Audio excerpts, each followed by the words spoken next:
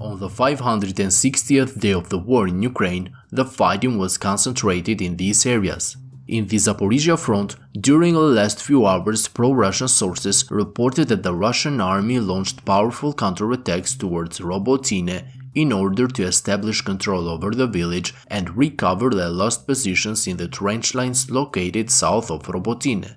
According to Russian sources, the elite airborne units of the 76th Air Assault Division attacked Robotyne from the west, along with other Russian units who attacked from the south, trying to recapture the recently lost heights.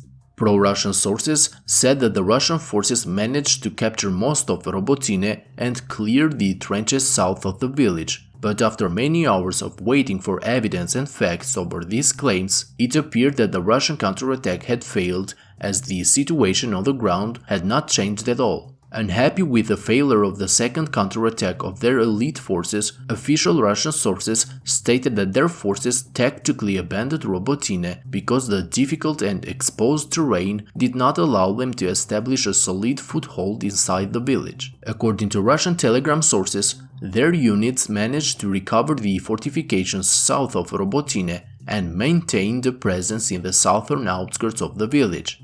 However, Ukrainian sources said that as a result of the work done by the Ukrainian artillery in combination with counterattacks launched by their forces from the north and northeast of Robotyne, the Russian forces were defeated and did not manage to recover any ground near the village. The latest reports from Ukrainian sources suggest that Ukrainian troops continue to be in control of the key fortifications south of Robotyne and even managed to clear the eastern part of the trench system. Ukrainian sources say that fighting is now taking place for the control of the western part of the trench, while in the direction of Verbove, Ukrainians also managed to clear another part of the main trenches west of the town. On the Bakhmut front, battles remain concentrated in the southern part of the front in the Klishchiivka-Andriivka sector.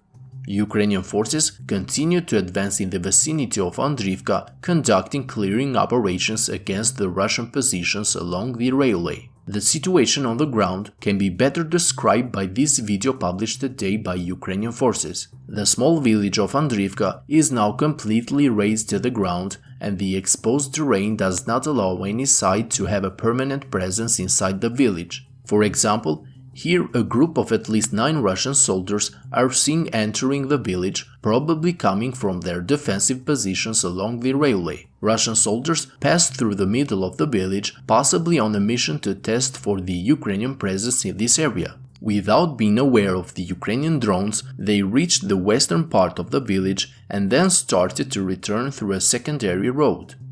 Precisely in this area, the Ukrainian artillery begins to hit the Russian group, who starts to seek cover in the half-destroyed buildings. However, even after the Russian soldiers took cover, the Ukrainian artillery continued to hit the building where the Russian group was hiding until it was severely destroyed, likely causing heavy casualties among the Russians. This footage proves that the village is mostly abandoned by the Russian troops and the Russian army does not have a presence inside Andriivka. However, the Ukrainian forces do not attempt to enter the village due to the exposed terrain and the threat of the Russian fortifications located east of the village along the railway. For now, Ukrainian forces are working to clear the tunnels and dugout positions, and as the Russian and Ukrainian sources confirmed, Ukrainians were successful in the areas south of Andriivka and have also begun to advance north of the village, forcing Russian troops out of some positions in this direction. In the direction of Klishchiivka, Ukrainian forces continue to have control over more than 80% of the town. Even here, the Russian forces are mostly positioned behind the railway because maintaining the positions inside Klishchiivka is extremely difficult due to the advantage that the Ukrainian forces have thanks to their control over the heights west of the village. The Ukrainian army seems to be preparing the ground for a final attack on Klishchiivka, as the Russian forces are seen clearing the Russian minefields along the forest belts north of the town, and also thanks to the complete control that the Ukrainian artillery has over the supply lines north of the Russian positions near Klishchiivka, Ukrainians are causing major supply issues for the Russian forces on this part of the front, further complicating their situation. Friends, if you like my daily updates, I kindly ask you to hit the like and subscribe buttons, as this will greatly help the channel to reach a wider audience. That's all for today's update. Thank you to my Patreon supporters and have a great day.